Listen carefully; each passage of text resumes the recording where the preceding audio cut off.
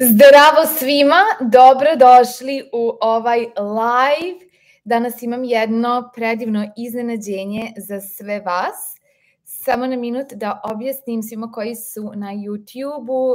Dakle, ja ću biti sada na live-u na Instagramu, zato što još uvek nemam mogućnost na mom YouTube kanalu da uključim drugu osobu u live na YouTube-u.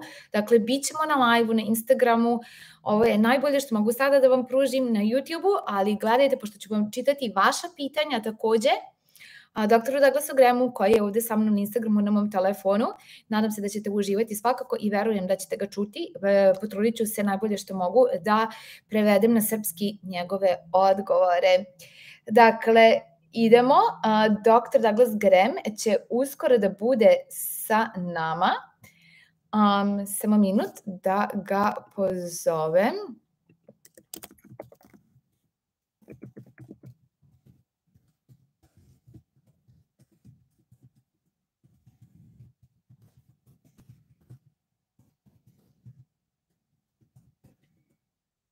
Evo, dr. Douglas Grem uskoro stiže i odmah da objasnim kako će ići postavljanje pitanja.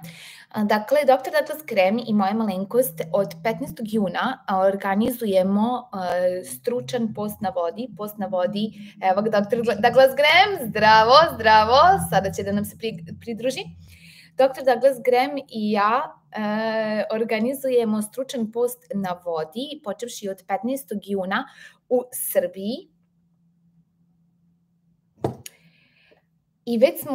I već imamo neke ljude koji su se prijavili da poste kod nas na ovom organizovanom događaju, tako da sam njih sada prvo pitala da postave svoja pitanja doktoru Douglasu Gremu i imam kolekciju pitanja koje su stigla od učesnika na našem narednom postu na vodi. Tako da ću prvo da postavim njihova pitanja, a onda ukoliko bude ostalo još vremena u ovom live-u, postavit ću i vaša pitanja, slobodno ih postavljajte u prostor za komentare, odnosno ovde chat na YouTube-u.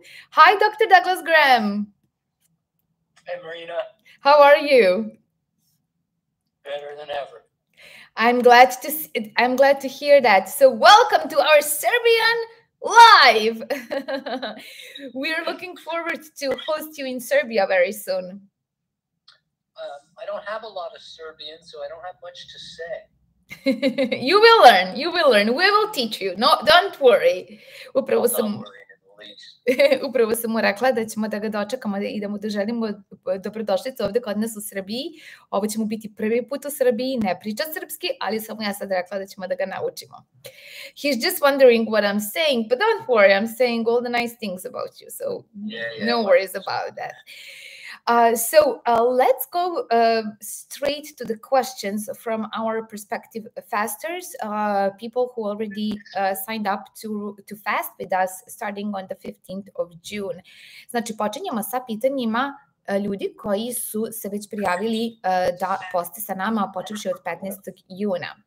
The first question comes from a gentleman from Serbia who will be fasting with us, and the question is muscle mass lost during a fast? Prvo pitanje koje sam pitala upravo doktora Douglasa Grema dolazi od jedne osobe iz Srbije koja se već prijavila, ostavljam naravno anonimno da bude ta osoba, prijavila da posti sa nama od 15. juna i ova osoba pita da li se tokom posta gubi mišićna masa. So, is muscle mass lost during a fast? You know, this is a yes and no question because it depends how you look at it. No, you don't lose any muscle, but yes, you do lose muscle size. So you don't lose any muscle tissue, but you do lose muscle size. Anytime you rest, you lose muscle size. So when you fast, you lose muscle size. but you didn't lose muscle, and as soon as you start being active again, the muscle size comes back. So, yes and no. Thank you. Mostly no. Mostly no. Okay, thank you. Dr. Douglas Grem je odgovorio da na ovo pitanje nije lako odgovoriti i odgovor je da i ne, jer dolazi do brkanja termina. Znači, tokom posta na vodi i zbog posta na vodi ne gubi se mišićna masa. Međutim, pošto post na vodi koji mi organizujemo, koji mi sprovodimo, kada se radi stručno u idealnim uslovima za odmor i kako treba, ljudi se apsolutno odmaraju 3 nedelje. Zbog tog odmaranja, zbog neaktivnosti mišića, dolazi do hipotrofije mišića, što je prirodno. Kad god se mišići ne koriste, za njih važi pravilo. Ili koristiš ili gubiš. I tako dolazi do smanjenja mišićne veličine. Međutim, čim se povrati aktivnost, vraća se i mišićna veličina, ali ne gubi se struktura mišića. Okay, thank you for this answer to this question. So the conclusion is that we do not lose muscle structure, the muscle fibers during the fast and because of the fast, right? Correct. Not only that, but some people think that when you fast, that somehow your body's going to attack the muscle and use it for fuel. And that doesn't happen at all.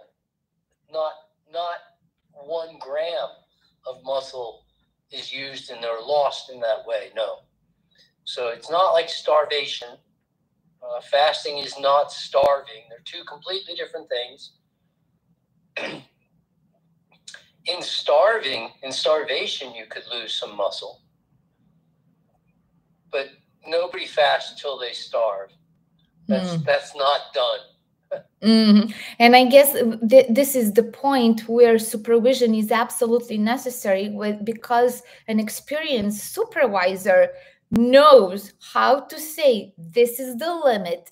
Now, if you prolong the fast, you will go into starvation mode and you should end now, right? This is where experience and knowledge comes in as a very necessary component of safe fasting, right?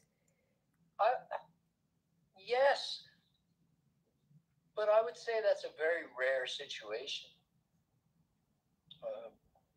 I've only seen a few cases of people who wanted to fast right into starvation. I mean, normally the body gives very clear signals that fasting is over and it's time to eat. Thank you. Sada sam samo potvrdila sa doktorom Douglasom Gremom da li sam dobro interpretirala njegov odgovor. Znači, ja sam zaključila da ono što je on rekao znači da tokom posta i zbog posta na vodi ne gubi se mišićna struktura, ne gube se mišićna vlakna. I on kaže da, to je tačno, međutim, mišići mogu da se izgube ukoliko se krene sa gladovanjem. Znači, to je onaj trenutak kada se pređe iz bezbednog posta na vodi u stanje gladovanja. Kada je taj trenutak kada telo izgubi sve zalihe koje je koristilo za stvaranje goriva tokom posta na vodi. Većina ljudi apsolutno zna, oseti kada posti, koji je to trenutak kada ne sme više da posti, da ne bi krenulo u tu izgladnjivanje tela. Zato što telo daje čiste signale, da je sada vreme da se konzumira hrana. I takođe dr. Douglas Grem kaže da tokom posta na vodi telo koristi rezerve u telu, masne naslage u telu da bi stvorio prvo glukozu, onda glikogen i onda masne naslage da bi stvaralo gorivo koje mu je potrebna tokom posta na vodi za rad vitalnih organa i osnovne funkcije tela. Međutim, apsolutno ne koristi ni 1 gram iz mišića, znači mišićna struktura ostaje intaktna. Okay, thank you for this explanation. It was very satisfying. And the next question is, what do you say about intermittent fasting? Is there any rational and advantage of not eating for 16 hours and then eating for 8 hours? So make that like a program to follow, not eating and eating in certain times of a day. Intermittent fasting is an interesting concept. Because there are fast food facilities that are now recommending that we eat the 4th meal, which would be in the middle of the night. Eat something, have a meal in the middle of the night. And I'm kind of a proponent of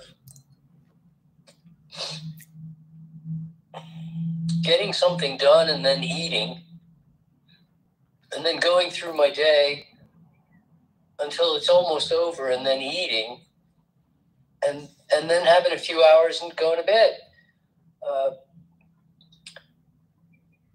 When meals are satiating, who eats in between meals? You don't need to. This idea of snacking once or twice in between every meal, before breakfast, after dinner, and on, eating 7, 8, 9 times a day. I know plenty of people eat 7, 8, 9 times a day. What they're expressing is that their food wasn't satiating. If we eat satiating food, then we're not interested. We're not even looking for food in between meals. I know this doesn't exactly answer the question that was asked. The question asked is, what about intermittent fasting?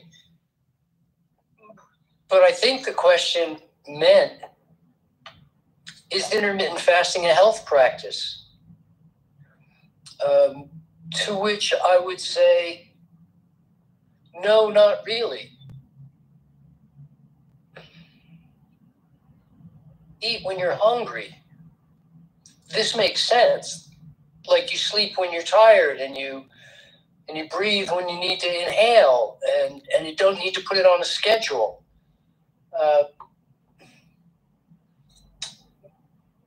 Are we designed to eat all day long? No, we're actually not grazing creatures at all. We're not set up for grazing.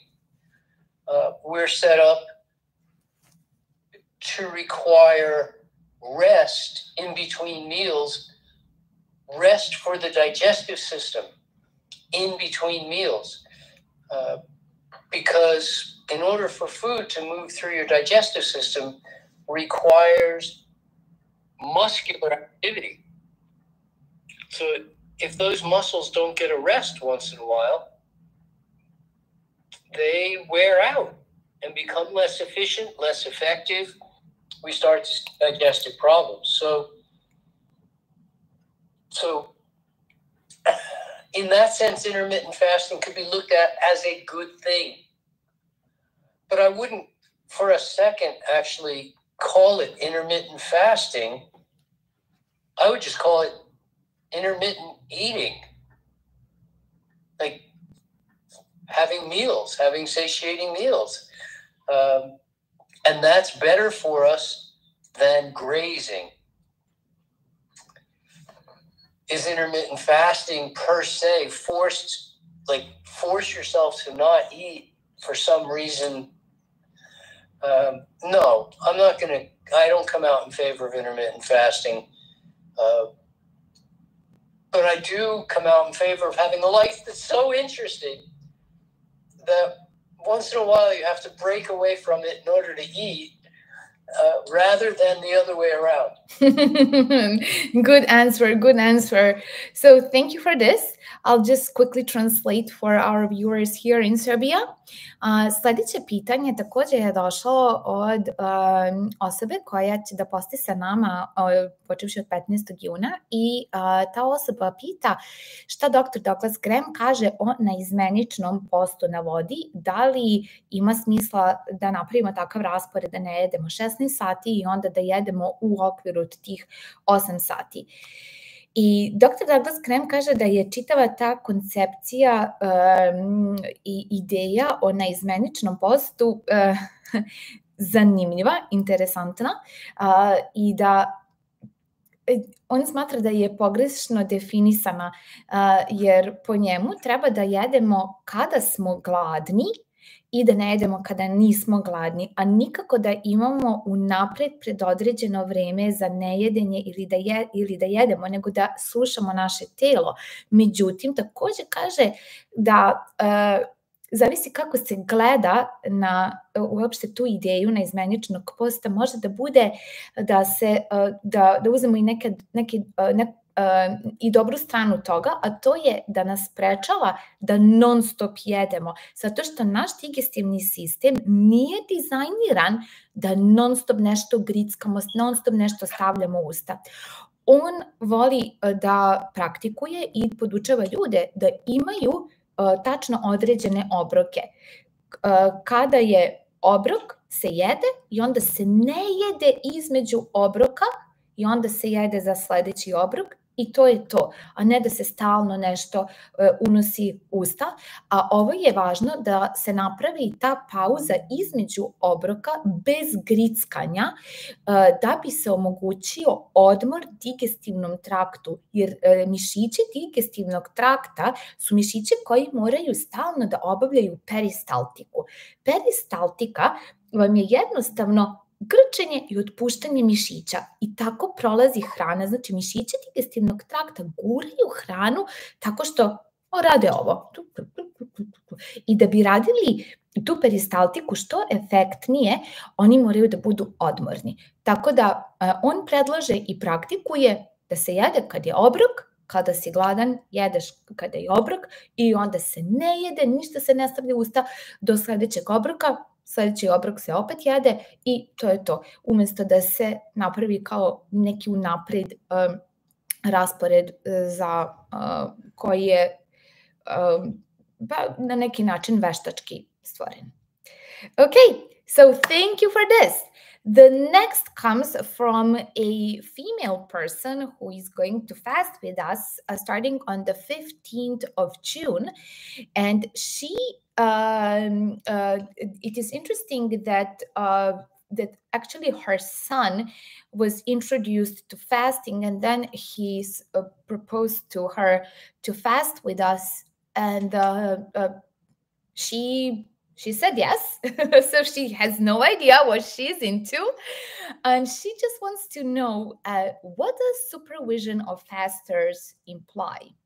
Znači, sad sam pitala doktora Douglasa Grahama pitanje od jedne gospođe koja će da posti sa nama od 15. juna i iako ostavljam tu gospođu da bude anonimna, podelila sam samo tu malu informaciju da je zapravo njen sin bio taj koji je upoznat sa postom na vodi i da ja to organizujem i njen sin je njoj predložio da posti kod nas.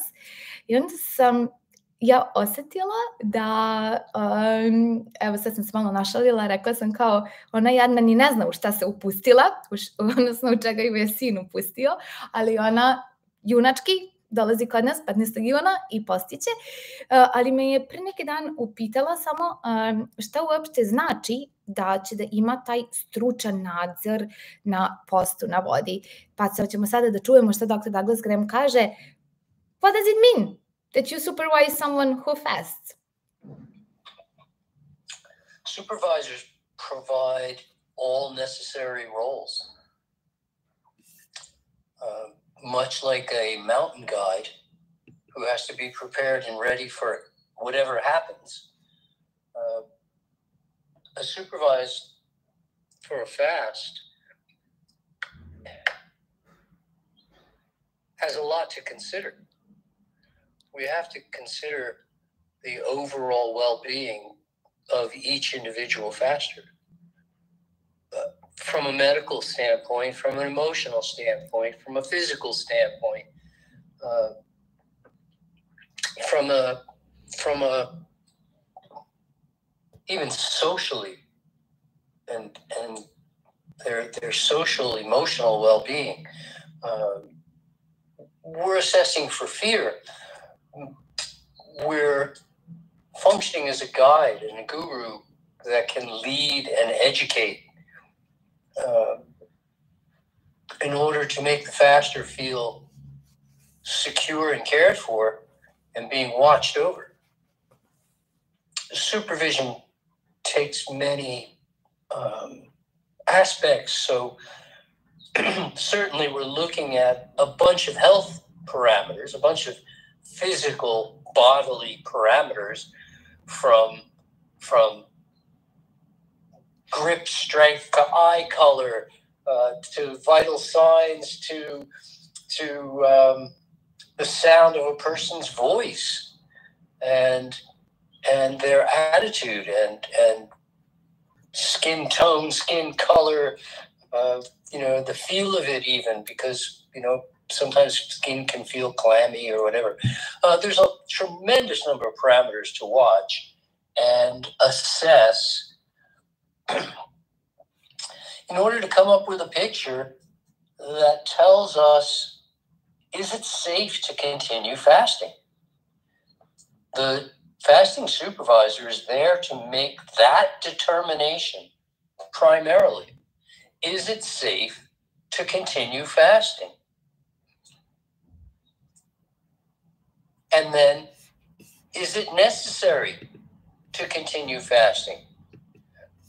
Because you certainly can fast to a point of diminishing returns, but you can fast beyond that point too, and get to a point where you're doing yourself harm by continuing to fast. So knowing when to end the fast is a part of the job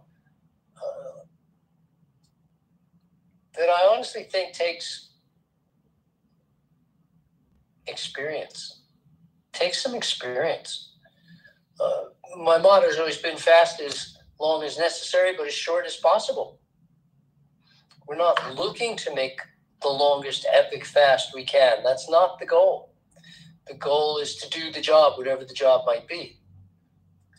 And for a tremendous number of people,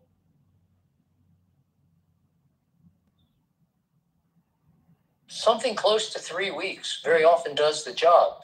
You've got to have some major stuff going on to need to fast much longer than 3 weeks. I've seen it, certainly. The longest fast I ever supervised was 52 days. But the next longest was 42 days. So it's not a lot in thousands of fasts. I haven't taken people past 42 days ever, except once, because it simply wasn't necessary. As a fasting supervisor, I not only assess every faster every day by interacting with them for several hours, but I also ask other people to interact with them and give me their, if you will, assessment, their evaluation of how that person's doing.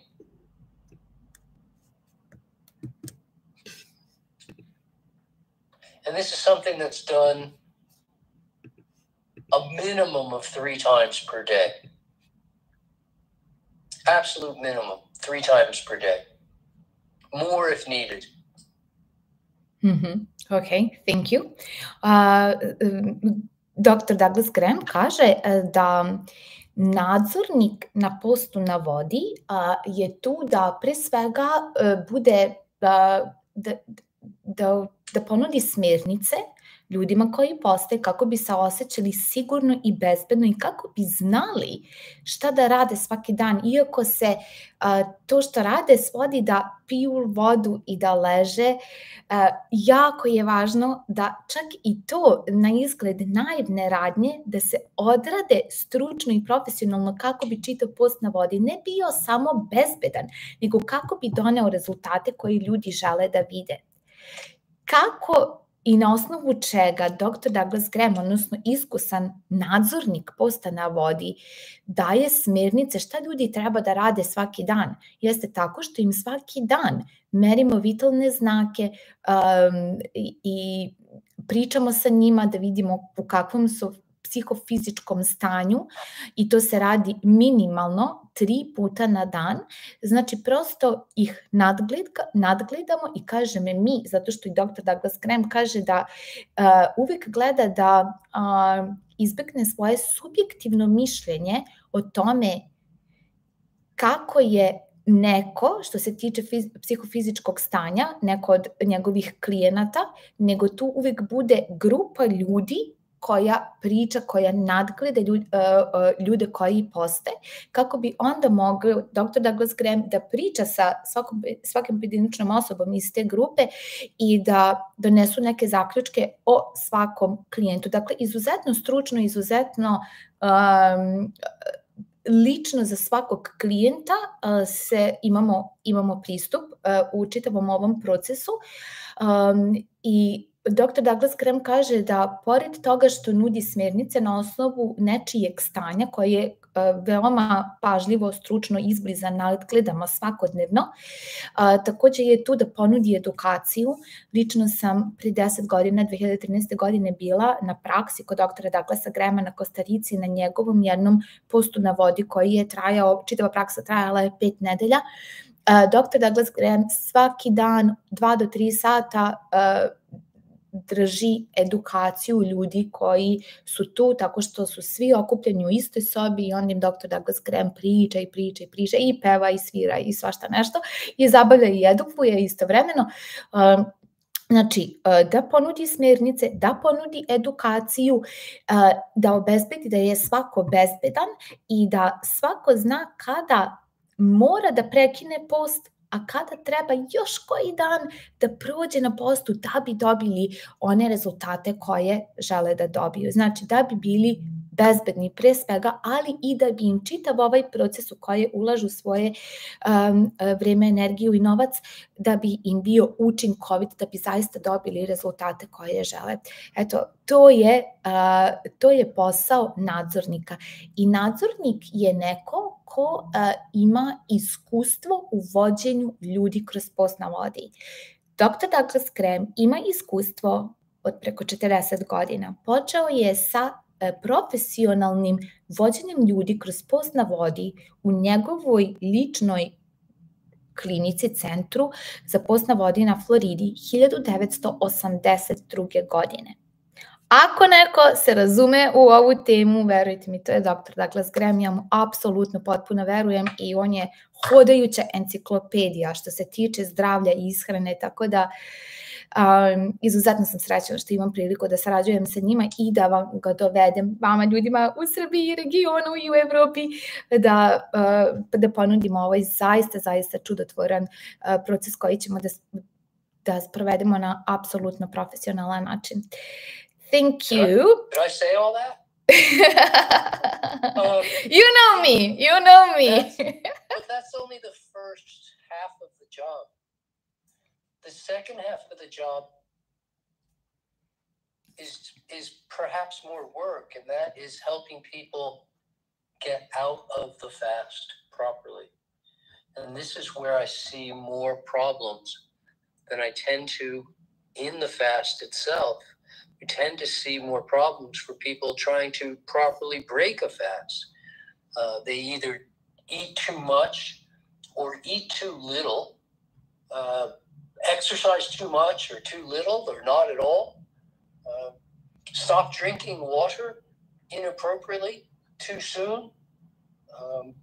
Endless possibilities of problems that happen, even getting into mineral issues or or having some digestive issues after a fast. There's a lot to consider post-fast before telling a person, okay, you're ready to go back to your normal life. And I see a lot of people, I meet a lot of people who are home from a fasting center and not yet ready to begin normal life, reinstate normal life, and it's crushing them. And they went to fast for their health, and they're coming home more crushed than they went. So the word is re-alimentation, but it's really more than that, because it's really building back up to a point where people become fully functional and hopefully even better than they were before they arrived. Thank you. This is a very add-on and very important information. I'll be more than glad to translate this part as well, because I think it's tremendously important. Dr. Douglas Grem je upravo dodao da njegova uloga kao nadzornika možda je čak i važnija da bi usmerio ljude kako pravilno da izađu iz posta na vodi, zato što iznova i iznova vidi greške koje ljudi prave. Kada se izlazi iz posta na vodi, to isto je jako važno. Ovo je od presudnog značaja da se odradi na pravilan način, jer ljudi nekada se prejedu, nekada jedu premalo, nekada prestanu da piju vodu, nekada počnu suviše rano, suviše da vežbaju, a nekada ne uvedu fizičku aktivnost, i to su sve pojedinosti koje opet na izgled zvuče naivno i svakodnevno, ali koliko nas je zapravo imalo edukaciju od malih nogu kako da se pravilno i zdravo hranimo i živimo. Ja prva nisam imala tu edukaciju, ispravite me ako grešim, ako su neki drugi ljudi imali. I to je sve ono što ljudi uče kao male bebe kad izlaze iz posta. Dr. Douglas Grem je tu da ih usmerava, da im tačno merimo obroke, da im tačno uvodimo zalogaj po zalogaj u tačno određenom vremenskom intervalu, uz vežbanje, uz pravilnu odabir hrane u datom trenutku, i pravilno vežbanje i pravilno pijenje vode nakon posta na vodi. I dr. Douglas Grem takođe kaže da je iznova video slučajeve ljudi koji odu u neki centar da poste i onda nakon svog posta na vodi izgledaju gore nego što su izgledali kada su otišli u taj centar, jer su bili otpušteni iz centra bez te edukacije i prerano. Zato dr. Douglas Grem baš jako veliki akcent stavlja na tu edukaciju i da se ljudi zadrže u centru za post na vodi koliko god je potrebno da se obuče za dalji život. Thank you. Okay, so there's a third part. Oh, wow, we're not finished yet. Okay. No. Fasting supervising is, there's a lot more going on than people see, because it just seems like interaction.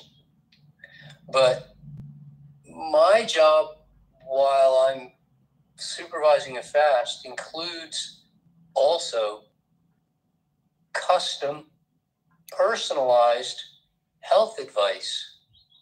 I'm giving custom, personalized health advice to every person every day for the entire length of their stay. And that advice can include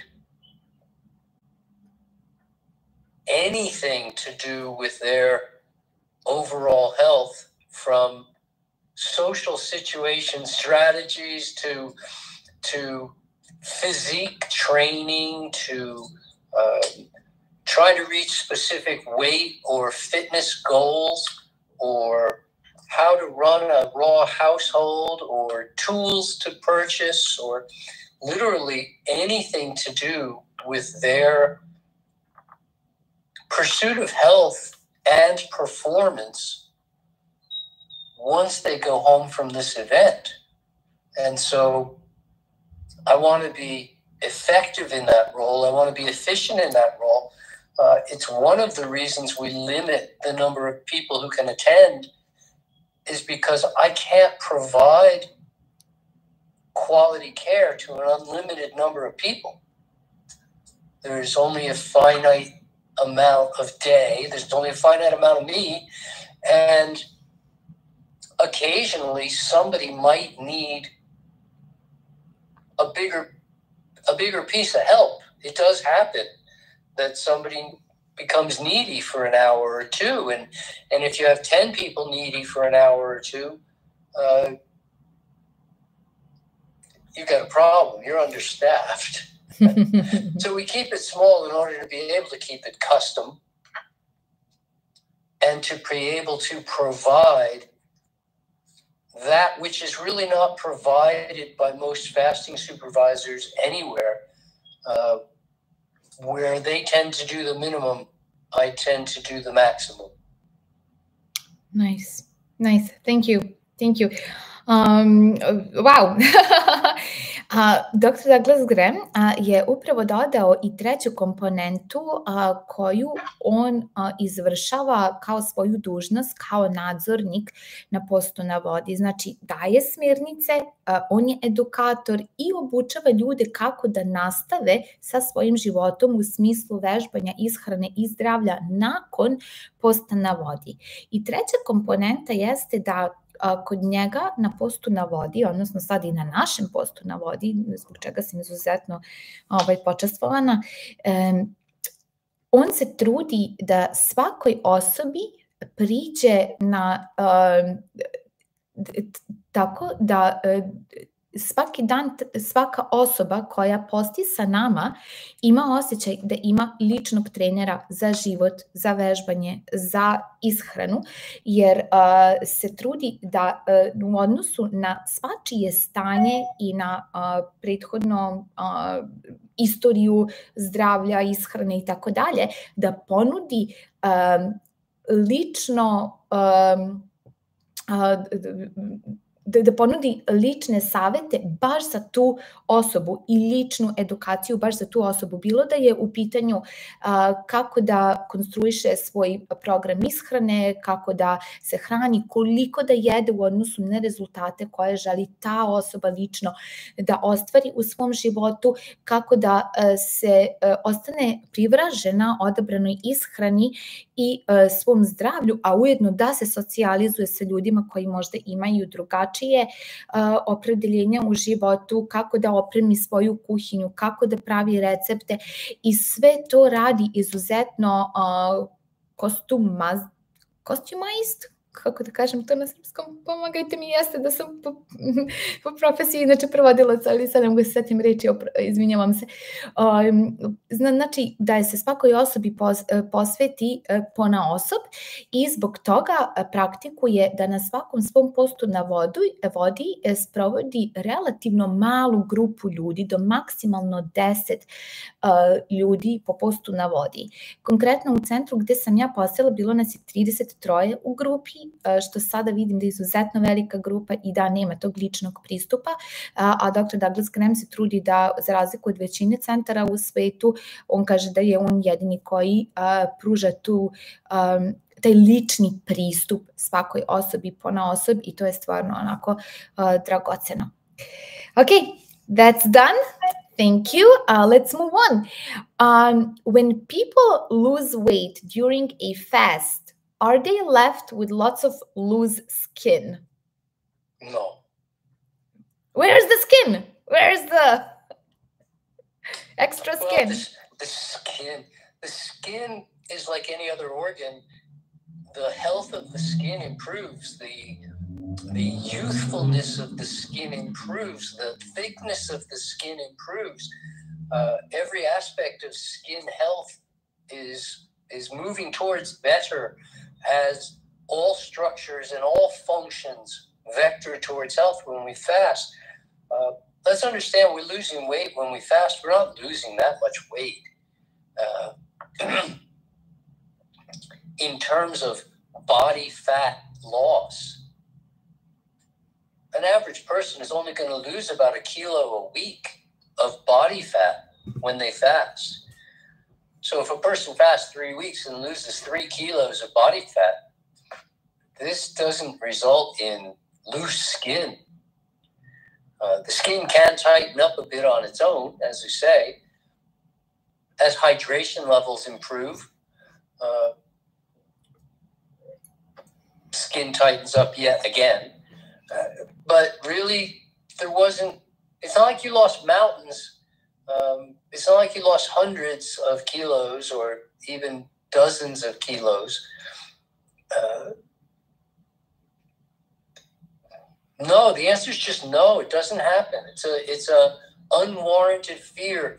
You don't end up with more wrinkles. You don't end up with loose skin. You don't end up looking older. You end up looking younger. Invariably, you end up looking younger. Typically, 10 to 20 years.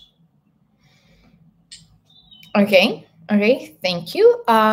Znači, sledeće pitanje je bilo da li kada ljudi izgube kilažu tokom posta na vodi, da li im ostaje jako puno viseće kože, te suvišne kože koja je nekada držala tu kilažu koju su sada ljudi izgubili, i dr. Douglas Grem kaže da je ukratko odgovor ne, zato što tokom posta na vodi zapravo se ne izgubi uprkos, iako sada ovo možda može da zvuči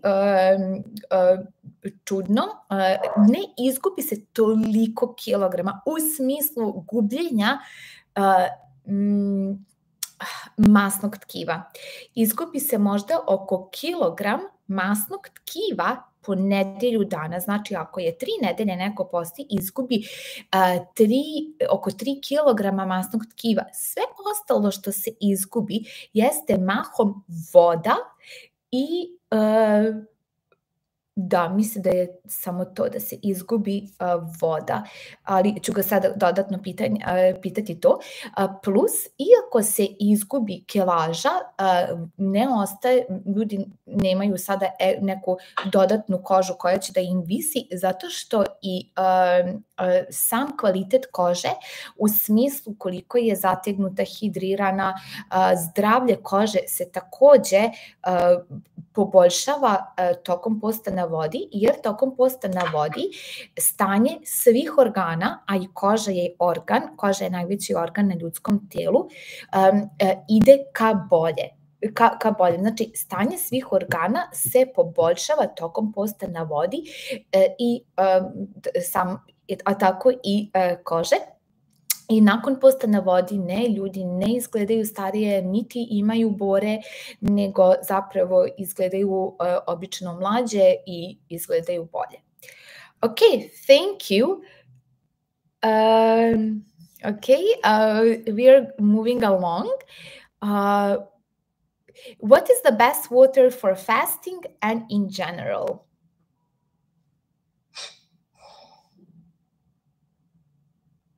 Wow. Pure water is the best water. Pure water with as little in it as possible is the best water. Hospitals use distilled water, and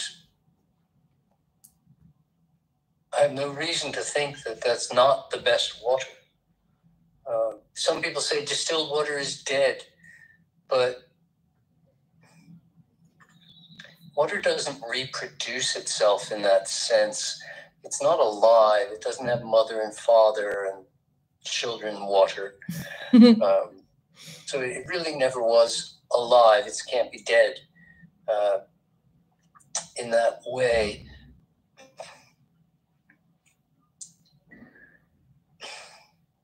There are people who say, we want mineral water because we want to get minerals from our water. No, these minerals are inorganic minerals. This is where kidney stones and gallstones and hardening of the arteries. This is where arthritis comes from. Is from these inorganic minerals. We want water with nothing in it, preferably. But when you fast, if you were fasting in nature, you would just drink whatever water was available, pond water or river water or something, and we don't.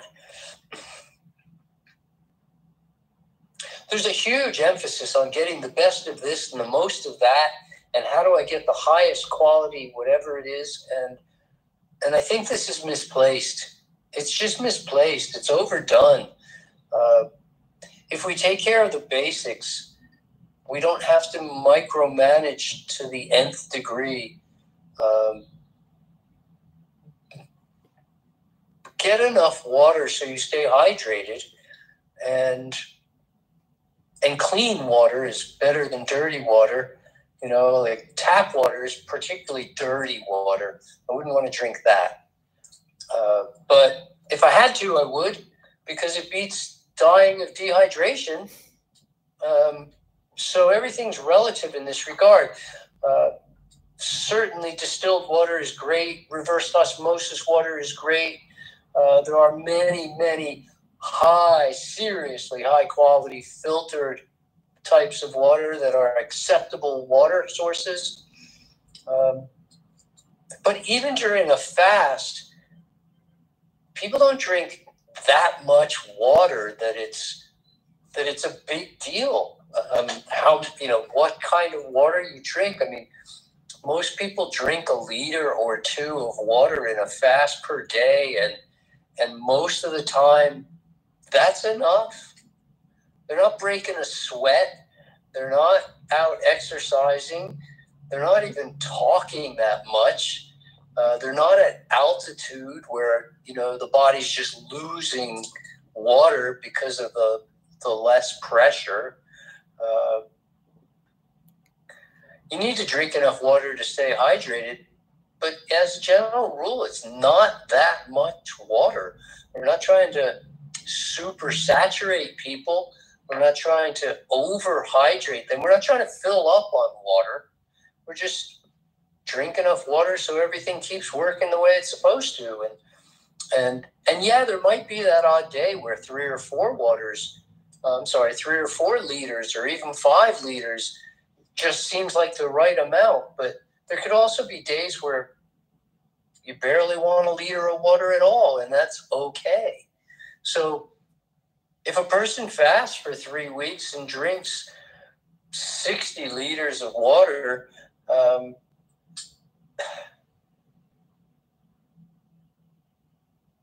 and then for the rest of the year, drinks another 60 liters of water in the course of the rest of the year, because they're eating fruits and vegetables and getting their water from that. I think the water issue is greatly overplayed, is where I'm going. And although we have the information about like what makes great water, I think overall that the water issue is just a bit overplayed. So in the end, distilled and reverse osmosis is like the best waters that people can drink. Yeah, but restaurant quality filtered water, like really well filtered water, should be fully acceptable for anybody who's thinking of fasting. And in many cases, well water is quite good for fasting. I mean, I've ran a fast in Seattle, Washington, where we used well water for many years and had the water tested every time. And the person doing the testing said actually that the well water was some of the cleanest water they'd ever seen ever. Nice. Oh, I'm so glad to hear that, because here in this accommodation that we are providing for this upcoming water fast in Subotica at Palić Lake, we are going to have well water at the very site, and the owner says it has been tested and it is a very good water. So I'm so happy about that. Yeah, sure. Yeah. Okay. Nice. Thank you for this answer. And this is a question that many people think about. So the question is, koja je najbolja voda za post na vodi i generalno u životu.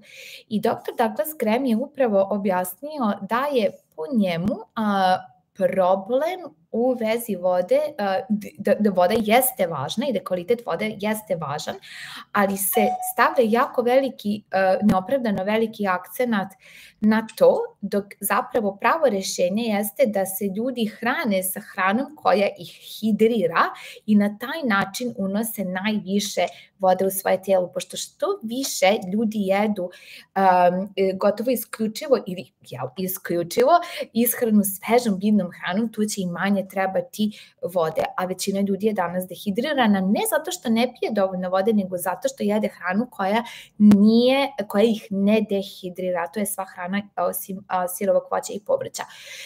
Ali što se tiče kvaliteta vode, dr. Douglas Grem veruje da je destilovana voda, koja se inače koristi i u bolnicama kao najčistija voda, i reverzna osmoza, da su najbolji opcije što se tiču vode. Upoznat je sa tim da neki ljudi kažu da nam je destilovana voda mrtva voda koja nema minerala, ali on kaže da te tvrdnje nemaju smisla zato što voda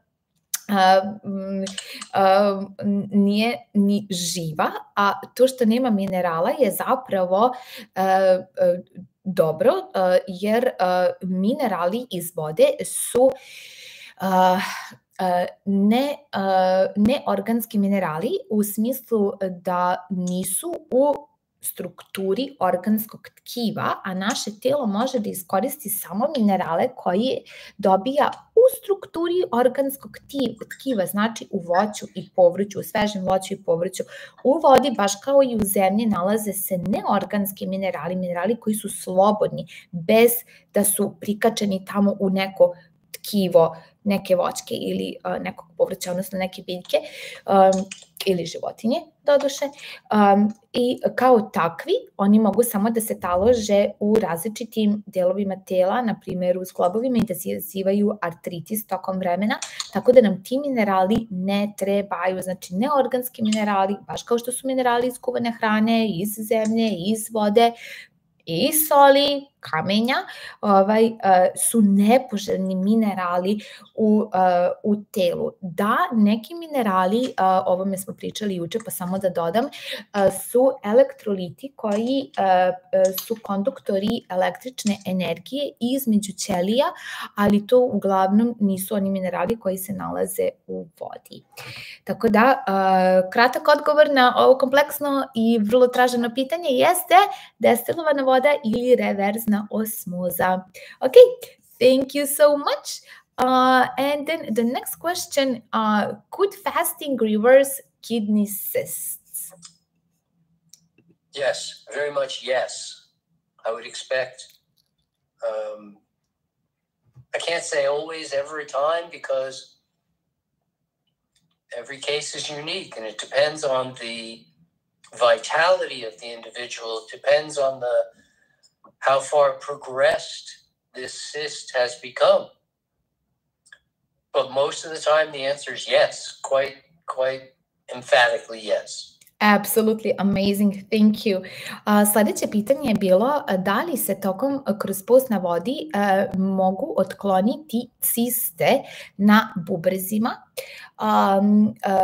i verujem da ovo važi, da odgovor doktora Douglasa Grema važi za sve ciste u telu, bilo da su na jajnicima, bubrezima ili ko zna već gde mogu sve da budu ciste, i on kaže apsolutno da.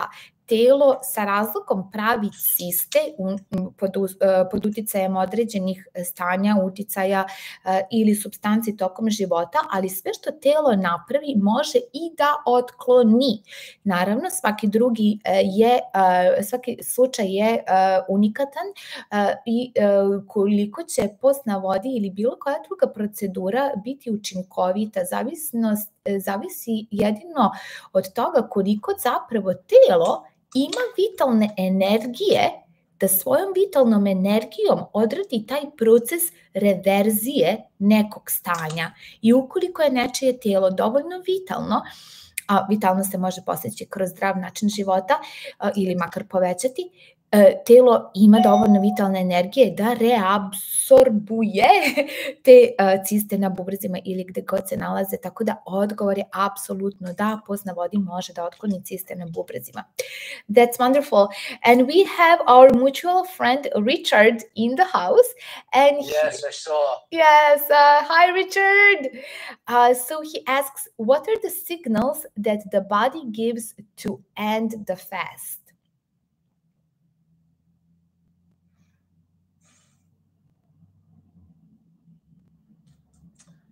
Well, a light goes off and a big bell goes ding, and we know it's time.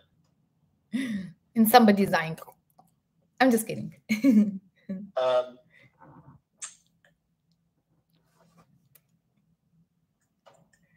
Most people fast for one or more reasons. They have symptoms of some kind, or they have health issues of some kind. And when those issues resolve through fasting, we're usually within a day or two of ending back. If you're fasting because you have arthritis, but you've got no more hint of any feeling at all of any arthritis whatsoever, there's nothing you can do to make the arthritis show itself somehow, then what would be the point of continuing to fast? Certainly within a day or two, it's time to move on and learn how to eat well and not cause the arthritis again, and live healthily, happily ever after. There are those people who are very healthy who may fast for a period of time and not feel huge relief from lack of symptoms. And for those people, it's tougher to know when the job is done. But the body sends signals to us all the time. And we have to learn to listen to those signals so we know when to go to the bathroom and we know when to drink water, some of us, or we know when to go to sleep because the body's sending you signals. And Richard's notorious for asking great questions, and this is another one because really, if I ask you what does a banana smell like, it's hard to describe what a rose or a banana or anything else smells like without saying, oh, it smells like a banana, it smells like a rose. There's a lot of things that we sense, that we know. We have a feeling, and fasters typically know. They go, I'm done. And it might be because they've had enough, or it might be because their symptoms are done, or it might be because their body, the light came on and the bell went off and the body said, ding, I'm done. And you just become aware of that. So I respect, without me having to do laboratory testing, which wouldn't tell me much really in terms of when is the fast over, that the fasters themselves can be pretty clear about how they feel. And then with a little help from me, we can make the decision, should it be this afternoon? Should it be tomorrow? Should it be the next? Should we wait? Is there a window? Because there are definitely times that are good to open a fast, break that fast, and times when it's not indicated. Like, for instance, if you feel very nauseous to the point of vomiting, it's probably not a good time for me to suggest that you eat something.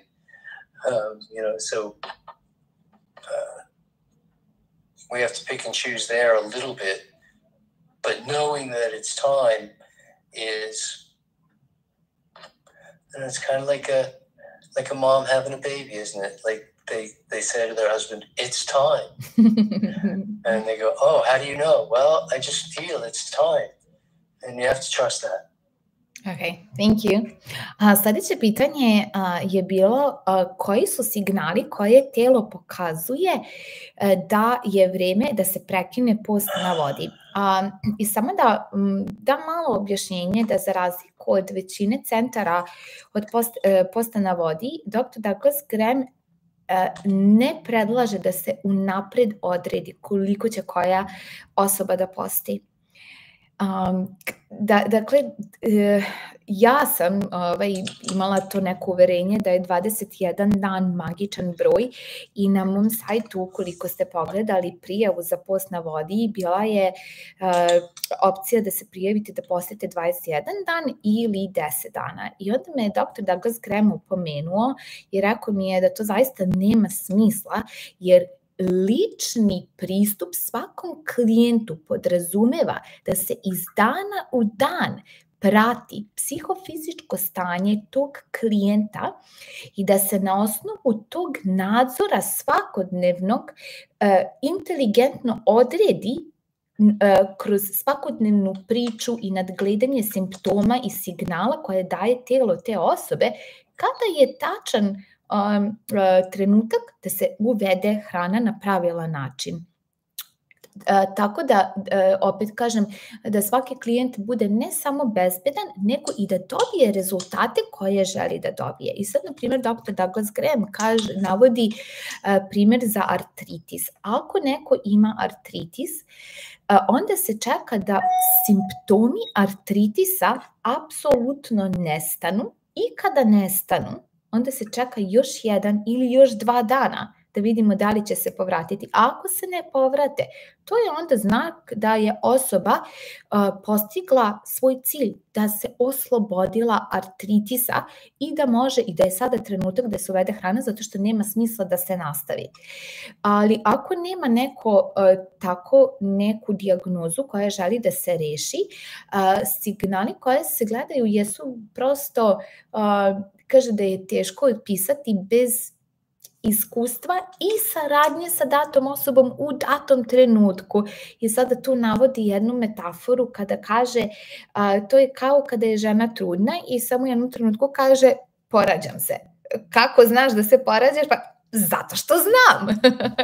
On kaže da je isto tako i kada se pravilno posti, sa stručnom osobom pored sebe koja vas nadgleda svaki dan, sa kojom razgovarate o tome kako se osjećate, naučite, tokom tog posta na vodi, naučite da slušate svoje tijelo, što većina nas nije imala priliku da uči, prosto nismo imali ko da nas nauči, većina nas kada smo odrastali. I vi kroz priču, svakodnevnu priču sa iskusnim nadzornikom koji je edukovan za post na vodi, vi počnete da slušate svoje telo i apsolutno znate da možete da idete još 1 dan, možete da idete zato što prosto osjećate da je tako i onda u nekom trenutku kažete sada bi trebali da prekinemo i u konsultaciji sa nadzornikom koji vam kaže da ste dobro ili niste dobro interpretirali, da bi možda trebali koji dan duže, koji dan kraće i onda se odredi kada će neko da završi post na vodi. Tako da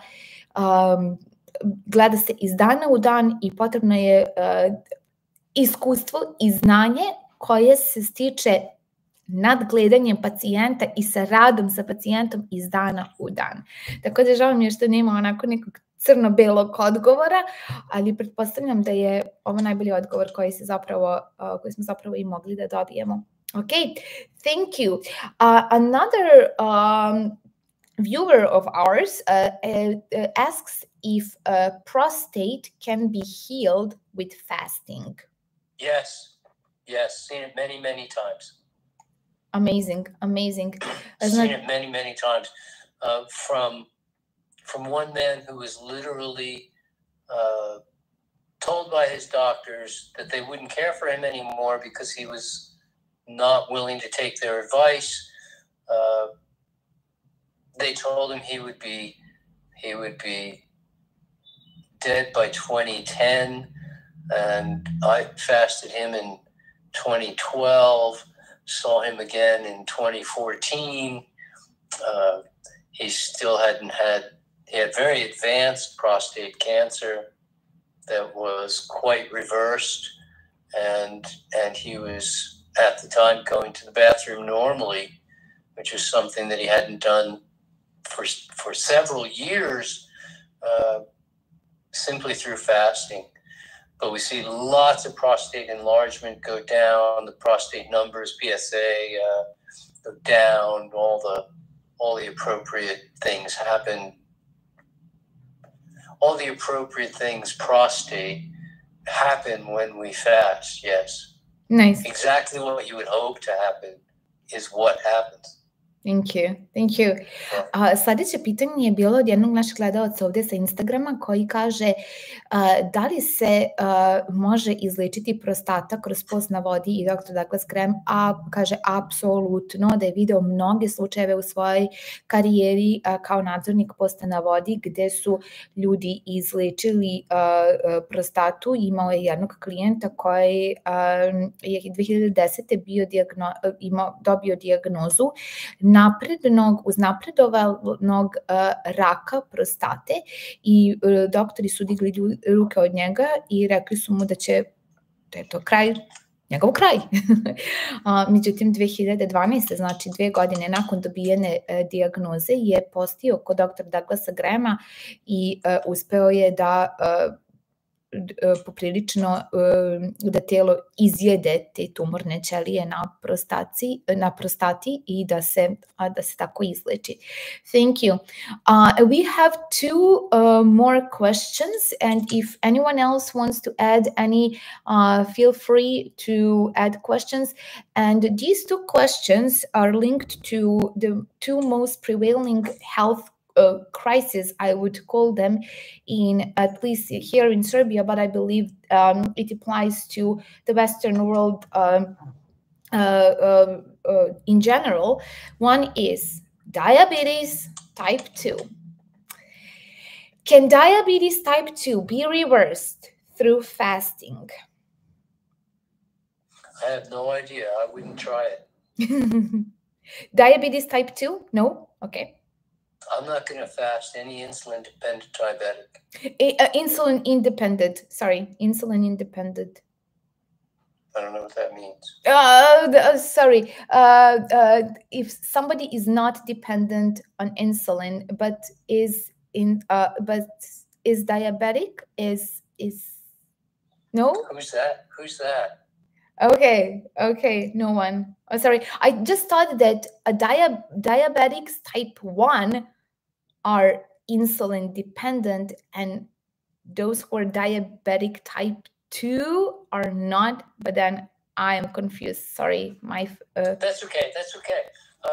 My bad. I'm going to look at it this way: people who are using insulin, people who are relying on insulin, should not be fasting. There's too much risk, too many potential problems that can occur. So in my practice, I would say no to someone who is currently using insulin. Don't come fast. But any type 2 diabetic can get off insulin in a fairly short period of time, and then do a few weeks of insulin-free living, and then fast just fine. There's not a risk. But while they're dependent on insulin, the chemistry is just too abnormal to throw in fasting on top of that mixture. The insulin-dependent, the type 1 diabetic, again, I won't fast them because people relying... Insulin's functionality changes when we fast, and it's not always more effective. Sometimes it becomes less effective, and this can lead to some major problems. You're playing with fire that we don't need to play with, because for the most part we can get any type 2 diabetic off insulin quickly. With what kind of a diet? Oh, low-fat, raw vegan diet. Fruits and veggies? Yeah, just fruits and veggies. Fruits for diabetics? Yeah, even the Diabetes Association says diabetics can eat all the fruit they want. Even though there is sugar in fruit.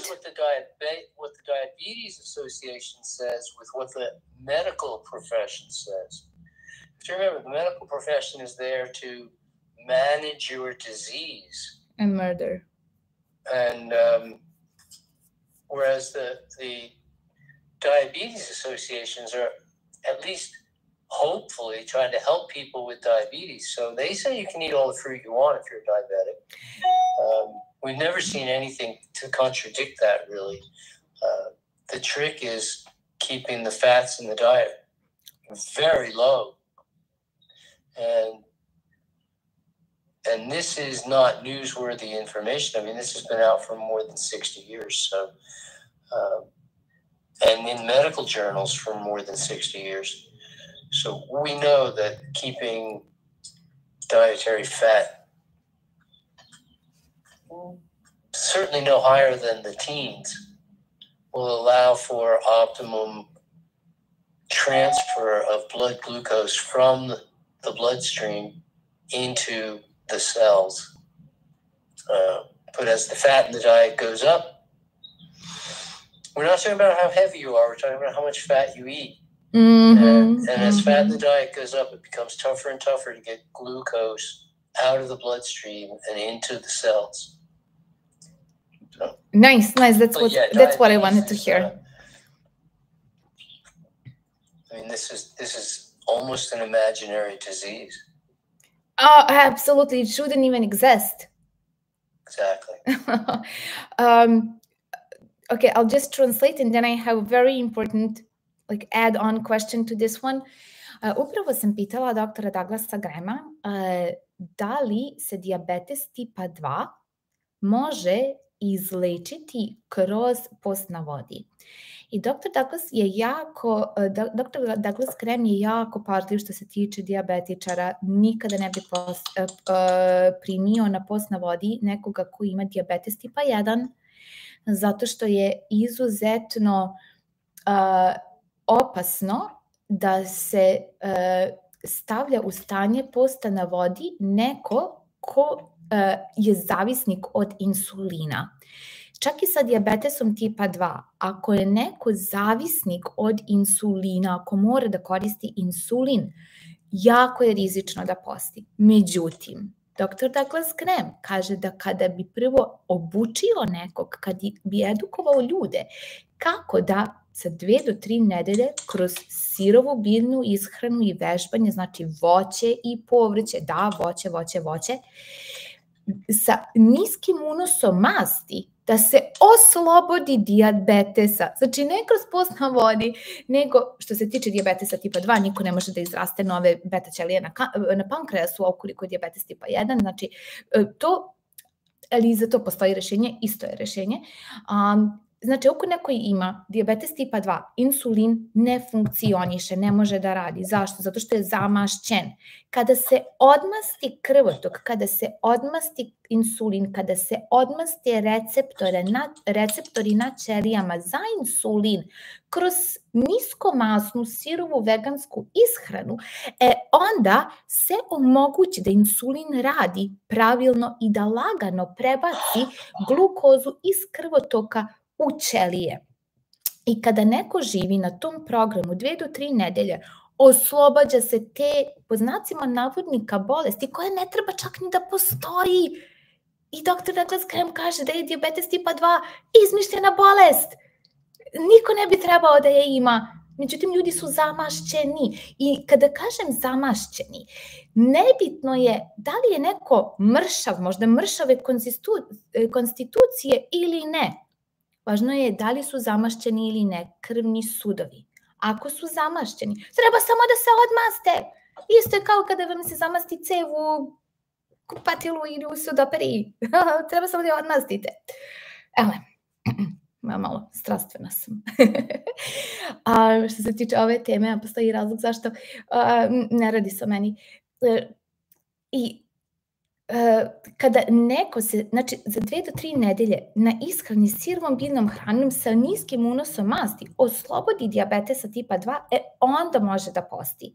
Što se tiče dijabetičara tipa 1, dr. Douglas Grem ih ne bi primio na post na vodi. Međutim, sada ću da pitam još jedno pitanje, a to je, da li je moguće da neko ko ima dijabetes tipa 2 ili dijabetes tipa 1 dođe da živi sa nama mesec dana dok mi radimo ovaj post na vodi, dok mi sprovodimo ovaj post na vodi, ne da bi postio, nego da bi živeo sa nama mesec dana, da bi vežbao sa nama mesec dana i da bi se hranio ishranom sirovom biljnom hranom i tako naučio kako da živi, kako bi otklonio sve simptome dijabetesa tipa 2 i ne samo simptome, nego primarni uzrok dijabetesa ili bilo koje insulinske rezistencije. I šta je insulinska rezistencija? Nešto daje otpor insulinu. Šta je to? Nisu šećeri, nego su masti. Ok, znači, sledeće pitanje. Dr. Douglas Grem, can I ask you a question? Dr. Grem? Oh. Yes, you can ask me a question, of course. Yeah, sorry. No, go ahead.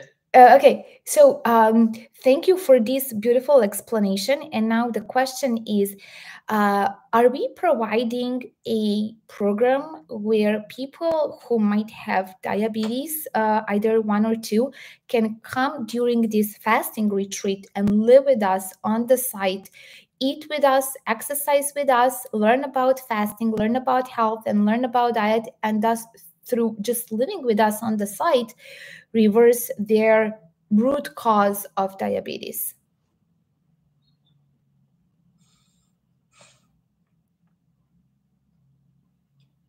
I was with you to the end. Yes, we're providing a program where people can come. And yes, if they're type 2 diabetic, we will show them the program that will help them to completely get free of insulin use while they're with us. I would think any type 2 diabetic that comes on insulin, no matter how much they're using, they would not be using any insulin by the time they went home. Type 1 diabetics, however, true type 1 diabetics not producing any insulin of their own can expect a 75% reduction in grams of carbohydrate to units of insulin used. So, in other words, if you're using 10 units of insulin and consuming 100 grams of carbohydrate a day, you could continue using that same amount of insulin, but eat 400 grams of carbohydrate. Or said the other way, if you're eating 400 grams and using 100 units, you could continue eating 400 grams of carbohydrate, but your unit consumption would go down to 25. Beautiful. And that's quite predictable drop, which is a 3/4 drop. This is huge because what it implies is much, much, much greater stability for the diabetic, because the highs and lows are exceptionally destructive. They're etching away at your organs, which is why we see people lose eyes and lose kidneys and lose limbs as diabetics. The weak link will go first, but the high when blood sugar goes super high, it's just etching away, it's eating away at your organs. And then when it responses by going super low, we're killing off the organs. So that, accompanied with the fact that it becomes increasingly difficult for a type 1 diabetic to be consistently active. They either don't feel like it or just blood sugar's too low to deal with it. A lot of reasons, but that inactivity once again cumulatively works against people for not only for diabetes health, but for overall health. So, but yeah, it's fun. I've had many diabetics come and intern with me through the fasting program and learn about health and fasting and do their fitness training with us, attend the lectures and do the assignments and help with the food, and go on a program where, as I say, if they're type 2, they get completely off insulin. If they're type 1, we predictably can see 75% reduction. Occasionally we'll see 80% reduction. If they're in between 1 and 2, meaning that they have a little bit of type 1 tendencies, but yet they still produce insulin, the chances are that they too will get completely free of insulin. Wow. But the hardcore type 1 produce no insulin of their own because they don't have the parts, or the parts are non-functional. It's unlikely that person is going to regenerate the appropriate tissues that allow them to produce enough insulin. Mm-hmm. But that's also a remarkable achievement when somebody lowers the need for insulin for about 75%. That's just amazing. It's phenomenal. Yes, it's phenomenal. It's incredible. And there is nothing really. Yes. It would be unbelievable, except I've seen it predictably time after time. Absolutely amazing. Thank you for this inspiring answer. Because as far as I heard, every third person in Serbia is insulin resistant. I don't know if that information is true. I hope not. But yeah, if yes, then join us. Get rid of that.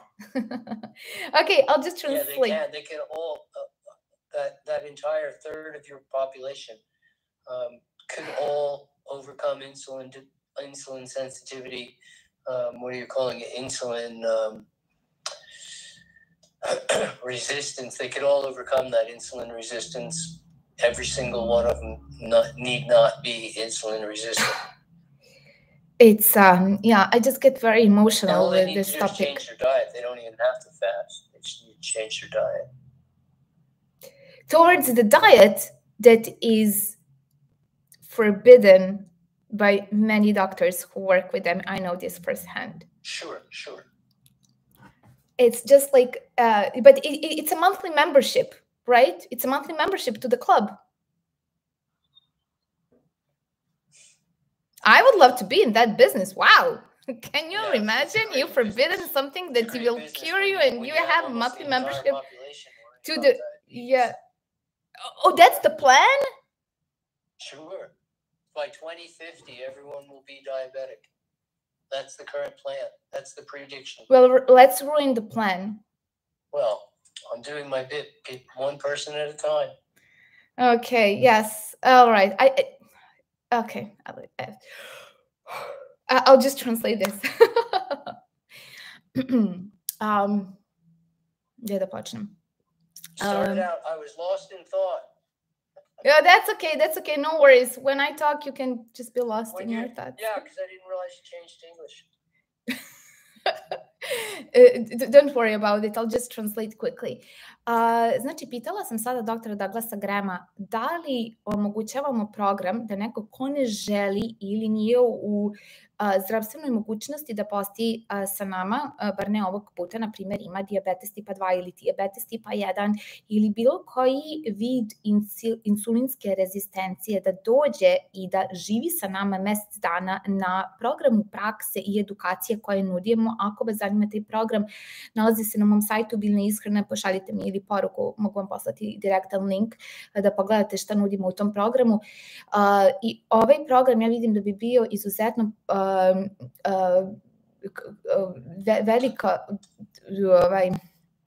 dobar za ljude, da bi mogli da mnogo dobiju ljudi koji pate od neke vrste insulinske rezistencije, zato što danas, po informaciji koju sam ja čula, nadam se da grešim, svaka treća osoba u Srbiji, a verovatno i širom zapadnog sveta, ima neku formu insulinske rezistencije.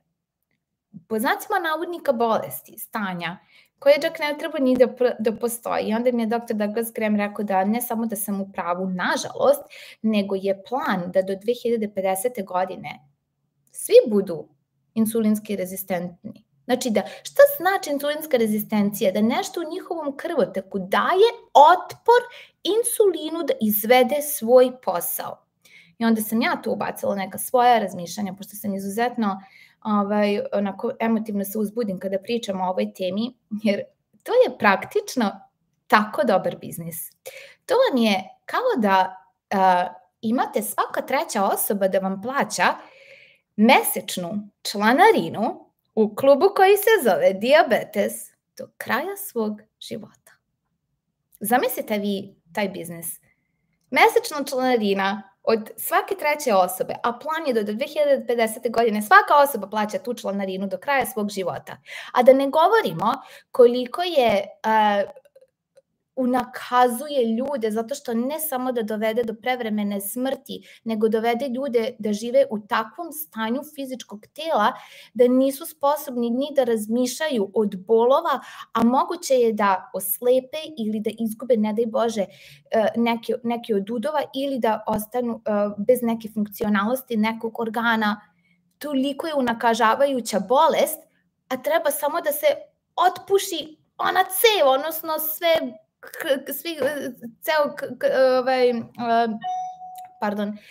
svi krvni sudovi od prevelikog unosa masti.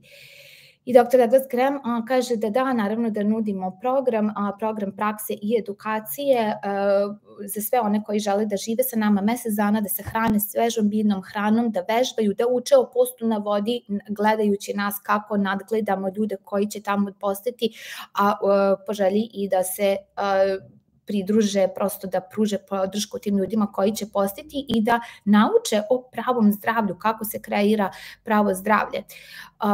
I ja sam dodala još jednu svoju misao, a to je kako je rešenje za dijabetes i za svaku vrstu insulinske rezistencije toliko jednostavan. Samo ishrana svežom biljnom hranom, voće i povrće, to je to. A opet sa druge strane, nažalost, mnogi lekari nisu edukovani o ovoj informaciji i onda daju suprotne smernice svojim pacijentima iz različitih razloga, ali prosto nisu edukovani o tome i onda zabranjuju ishranu voćem i povrćem i stavljaju svoje pacijente upravo na onu ishranu koja im samo prividno otklanja simptome insulinske rezistencije, ali ne otklanja korenski uzrok insulinske rezistencije, nego ga samo pogoršava. A to je ona, po znacima navodnika, proteinska ishrana, koja nije zapravo proteinska nego masna ishrana, jer u svakoj hrani koja obiluje proteinima još više obiluje mastima. I rešenje je toliko jednostavno, ukoliko je neko zainteresovan da se oslobodi insulinske rezistencije, može doći sa nama ne da posti, nego da nauči kako da živi, kako da se hrani, da se oslobodi kroz ishranu i način života insulinske rezistencije. Okay, so that's more than a satisfying answer on your part. Thank you very much. And the other and final question so far is the question about hypertension. I know firsthand that so many people suffer from hypertension, which I ask now because from my understanding, it has the same root cause as the insulin resistance. Am I right about this, or you have some other explanation? And do people who have hypertension can benefit from fasting?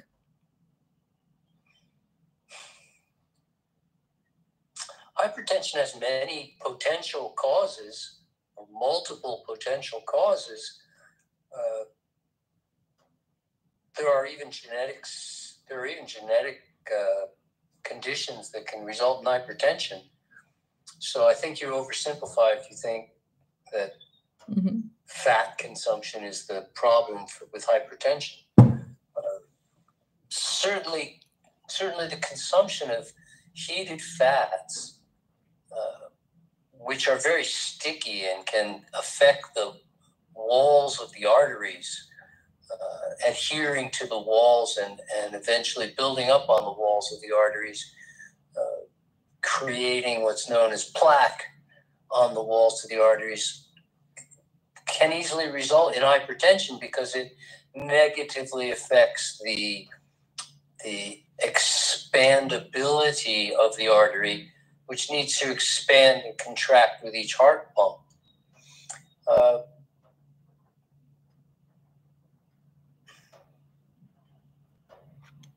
But I tend to think of hypertension as being more a problem, more of a hormonal issue. There's a hormone that controls blood pressure, and it is affected by and regulates your sodium levels. When sodium levels go up in the blood, so does blood pressure, because as sodium levels go up, so does blood volume, and that increases pressure. And so the hormone called aldosterone actually helps you eliminate excess sodium when you don't manufacture aldosterone. So the more sodium you consume, the less aldosterone you produce.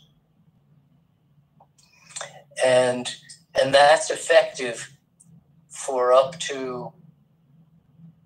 most people, somewhere around 10 to 15 grams of salt consumption per day. Once people start eating much more than 10 to 15 grams of salt, they overcome the body's ability to reduce aldosterone production sufficiently to regulate blood pressure, at which point hypertension becomes a problem. By eliminating salt from the diet, we can automatically raise aldosterone production, meaning that the body will hold on to sodium rather than do all it can to eliminate it, and properly regulate blood pressure at all times. There's times where you want to have hypertension momentarily. For instance, if you're doing a static lift, you're pushing against an immovable object and hoping it's going to move, trying to pull a rock out of the ground with a handle, and the rock weighs a ton, and it's not coming, but you're pulling for all you're worth. You're going to create tremendous hypertension. But it's compensated. But it comes right back down again. Yeah, this is called regulation. But you lose this ability to regulate when the arteries become lined with atherosclerotic plaque, and athero meaning blood vessel.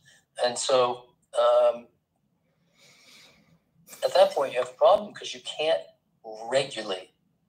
Then when you add salt on top of that, and the dysregulation that comes from loss of aldosterone production, you're now into an untenable situation. It can't be sustained for very long, and high blood pressure is a problem because when it shows itself, it's usually in terms of a major artery tear. So if an artery tears, the length of an artery tears, a major artery, you might only live for 3 or 4 more heartbeats. And then you've bled out into your own body cavity. It's very quick. It's very quick. It's a sudden killer, and high blood pressure, hypertension is called the silent killer because it really doesn't give you a lot of signals in advance that there is a problem. You don't really know that. I mean, there's ways to tell, but most people would not ever be aware of the fact that they have hypertension unless they're checking. Okay, thank you. So take the salt out, take the heated fats out, heated fats, salt, salt as well. You want to reverse this problem quickly. Fasting does the better job of anything I've ever seen. This winter, I fasted a gentleman whose blood pressure was 180 over 140 on the strongest meds that he could get. 140 was the low one? Oh, wow.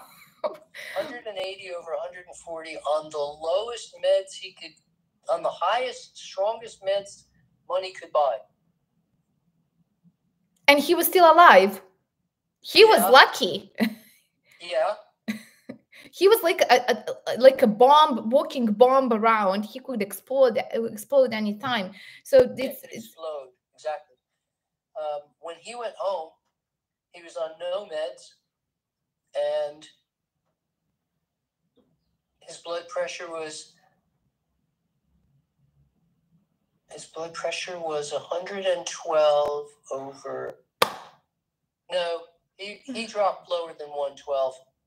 He got into single digits. I think he saw 108 or 107 over right about 85 and 90. He was ranging right there every day. How many days did he fast? 30. Wow, that's just. But his blood pressure went down almost every single day of those 30. Almost 40%. Something like that. Yes, blood pressure went down dramatically, but it went down not every single day. It didn't go down every single day like clockwork, but it went down almost every single day. Wow, that's amazing. I'll just translate this for people. Oh, you have to hear this. So,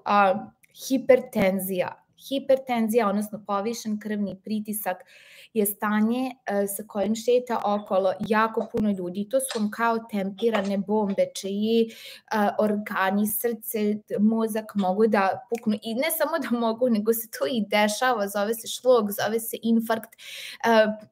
Često se dešava zato što ljudi hodaju okolo kao što sam rekla, natempirane bombe, a ta natempirana bomba se zove hipertenzija, odnosno povišen krvni pritisak.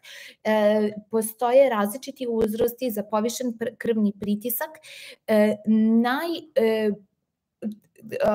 Uzrok koji najviše preovlađuje u ovom zapadnom svetu jeste naravno ishrana, so u ishrani i bilo koje zagrejane masti.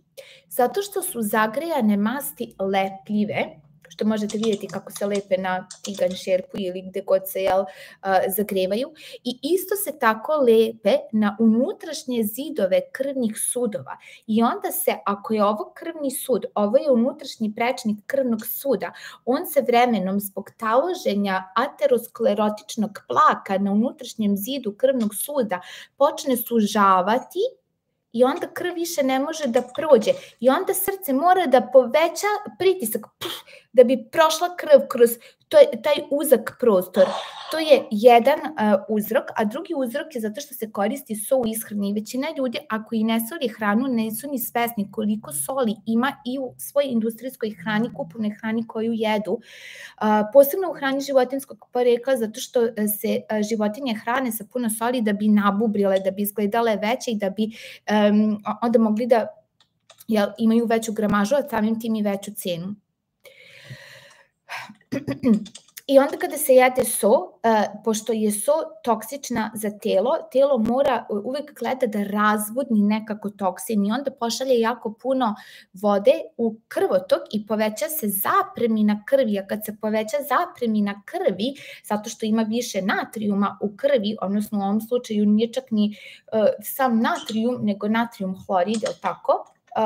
To je so, onda se poveća krvni pritisak. I iako se krvni pritisak u velikoj meri zapravo može skroz eliminisati kroz ishranu svežim voćem i povrćem, apsolutno najbrži, najefektniji, najefikasniji način, posebno ako neko ima jako visok krvni pritisak, je post na vodi. Dr. Douglas Grem upravo nam je dao primer čoveka koji je postio kod njega ovog januara 2023. na Kostarici. Čovek je imao krvni pritisak, ste spremni, 180 sa 140. Znači 140 je bila nizak, onaj niski krvni pritisak i 180 sa 140 postio je 30 dana, nakon 30 dana njegov pritisak se smanjio na 108 sa 80-90, tako nešto. Uglavnom smanjio se na izuzetno zdrave vrednosti, što je fantastično. I kada je imao taj povišen, taj izuzetno visok krvni pritisak, 180 sa 140, samo da ubacim još i ovu informaciju, da mu je takav pritisak bio već regulisan pritisak sa najjačim lekovima koje je mogao da kupi. Zamislite kako bi bio bez lekova. Taj čovjek je bio temperana bomba koja treba da zahvaljuje što prosto nije eksplodirao, nego je otkrio post na vodi i rešio se krvnog pritiska. Apsolutno je napustio je centar za post na vodi bez upotrebe ikakvog leka. Krvni pritisak 108 sa 80-90 donji. Ok, da, i kada sam rekla, pardon, nizak krvni pritisak za 140, mislila sam na donji pritisak 140.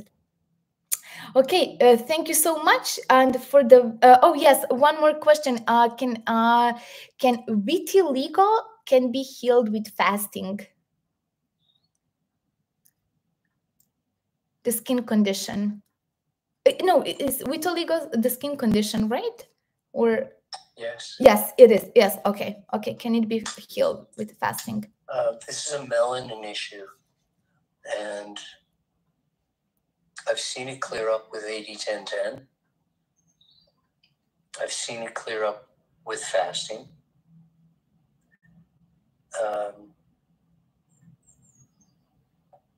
And I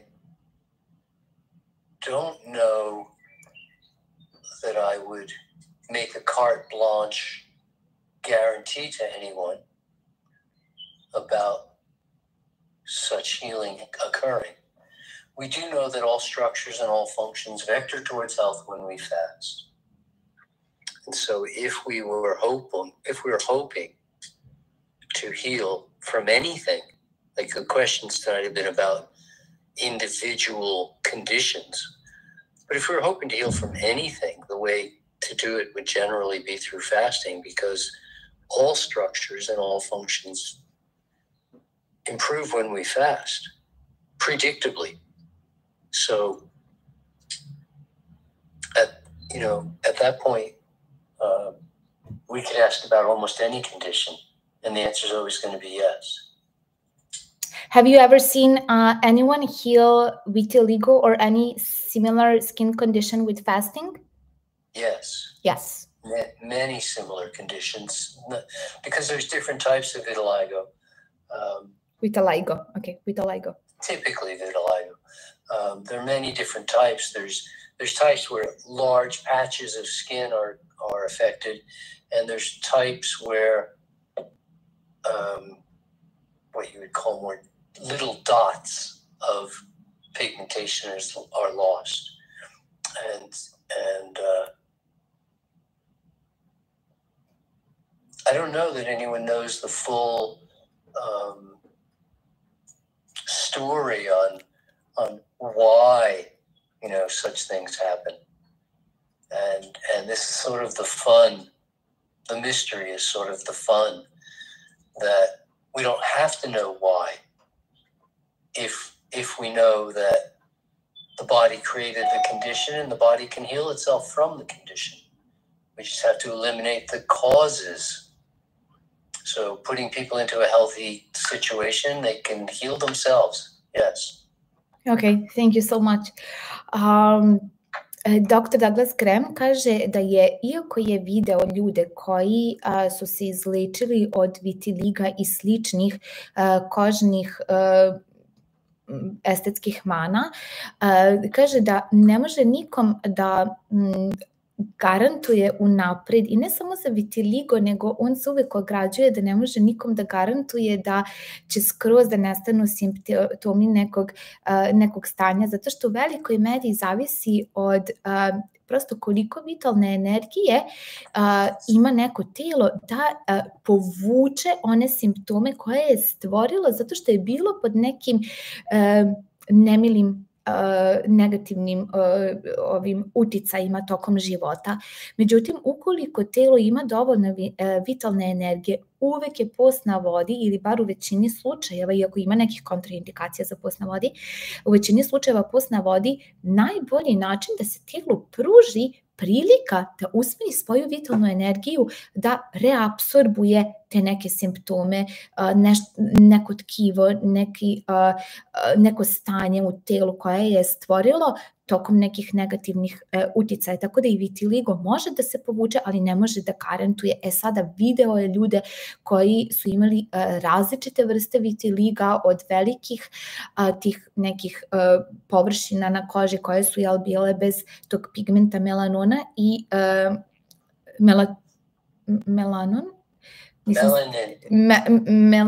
melanina, nisam sigurna da sam dobro izgovorila, i koji su imali samo, thank you Doug, i koji su imali samo male površine, male tačke na koži bez pigmenta. Interesantno je da, ako sam ja dobro razumela, da se ne zna tačan uzrok vitiliga, ali u svakom slučaju post na vodi, tokom posta na vodi, kada se sprovede stručno i na pravi način i na bezbedan način, to je uvek proces kroz koji telo, sve strukture i funkcije tela idu na bolju, uvek se poboljšavaju. Tako da, eto, žao mi opet, ko je pitao ovo pitanje, da nisam dala crno-beli odgovor, odnosno dr. Douglas Grem, ali nadam se da je bio zadovoljavajući. Okay, and one more question. Is it advisable to be on a juice fast first to prepare the body for the water fast? No. No, I can't see that as a prerequisite or as a viable lead-in. We really want to have food that has fiber before a fast. I specifically want people to eat food with fiber rather than fiberless food, because this will help keep moving out whatever is in the intestines. And although, yes, juices have soluble fiber, the insoluble fibers of whole foods are important for helping to eliminate fecal matter from the intestines. Mm-hmm. So no, I wouldn't think juicing would really be a best way in to a fast. What diet would be the best way into the fast, or for life? Yeah, same one, fruits and vegetables. Okay, that's all I had to ask. Znači, da li je poželjno da ili da li se preporučuje da neko bude samo na sokovima kao uvod u post na vodi? I dr. Douglas Grem kaže ne, on zapravo i preporučuje ljudima da jedu hranu koja sadrži vlakna koja se nalaze u voću i povrću, zato što upravo ta vlakna pomažu da se ima uredno prašnjenje creva. Okay, thank you, and thank you everyone. We've been 2 hours on the call, almost 2 hours. I think it's time to call the day. And thank you, Dr. Douglas Graham, for all the knowledge and experience that you have just shared with us generously, as always, as you do. Now I'm just going to invite people to our fasting retreat, which begins on the 15th of June. And I posted a pinned comment here in this EG Live and as well as on my YouTube channel. And if you want to intern with us, if you are not interested in fasting and you would like just to live with us on the site, take care of the fasters, learn about fasting, learn about the 80-10-10 diet and exercise and eat this diet for a month with us, you are more than welcome to join us on our internship program. Just DM me and I'll send you the direct link, but the link is also on my website, healthglows.net. And I'll just say this now as well in my mother tongue of Serbian. Hvala vam svima koji ste bili sa nama na ovom live-u. Dr. Douglas Graham je još jednom podelio velikodušno sa nama svoje znanje i iskustvo, na čemu smo mu svi zahvalni. Hvala, Dr. Douglas Graham. Nije da me razumeo sad, ali nema veze. I želim sve da vas pozovem, kogod želi da poboljša svoje stanje zdravlja kroz post na vodi. Organizujemo sledeći post na vodi pod stručnim nadzorom u idealnim uslovima za idealan odmor na Paličkom jezeru od 15. juna ove 2023. godine. Ukoliko želite da postite, imate link ovde u mojoj storiju ili na mom YouTube kanalu ili na mom sajtu Biljne ishrana, a ukoliko bi samo želeli da budete sa nama u tom smeštaju mesec dana, da učite o postu na vodi, o zdravlju, da se hranite svežom biljnom ishranom, da vežbate sa nama, da nadgledate ljude koji postaju na taj način, da učite kako se kreira zdravlje, možete da se prijavite za naš program prakse i edukacije. Sve informacije su na mom sajtu Biljne ishrana. Ukoliko ne možete da nađete sajt na internetu, samo mi pošaljite poruku i ja ću vam, drage volje, poslati direktan link. Hvala vam svima što ste bili na ovom live-u. Dr. Douglas Graham, do you have any ending words for our viewers?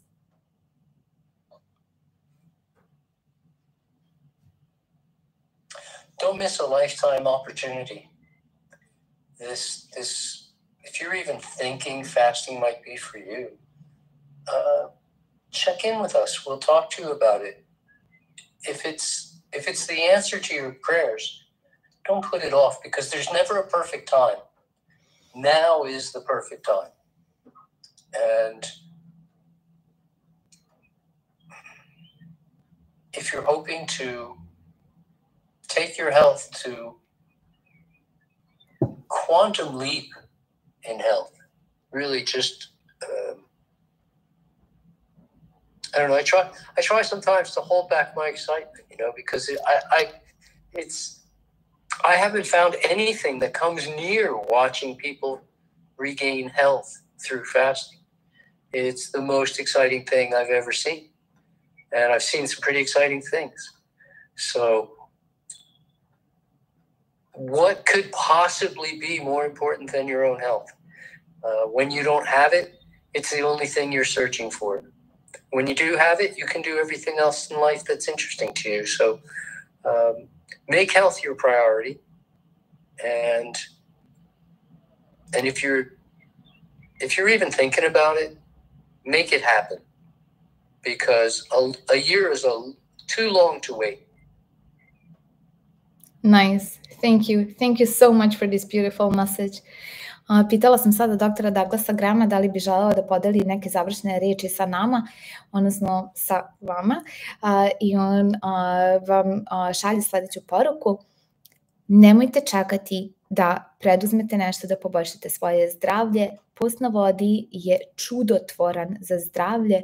On je u svojoj karijeri kao nadzornik posta na vodi, koja sada broji već 40 i koju godinu, znači od 1982. se bavi ovim veoma profesionalno, veoma stručno, video mnogobrojna čudotvorna izlečenja. Ono što medicina zove čudo, on je viđao kroz jednostavan, na izgled vrlo jednostavan proces, post na vodi, i takođe vam kaže da nemojte čekati za savršen trenutak, jer taj savršen trenutak se nikad ne pojavi sam od sebe. Savršen trenutak je uvek sada, a šta je drugo važnije od vašeg zdravlja.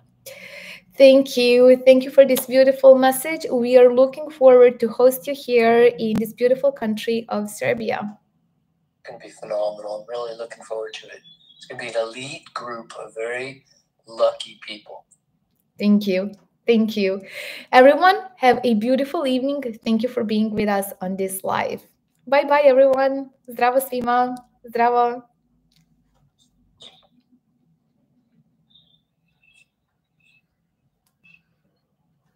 Pozdrav, zdravo svima. Hvala vam što ste bili sa nama na live-u.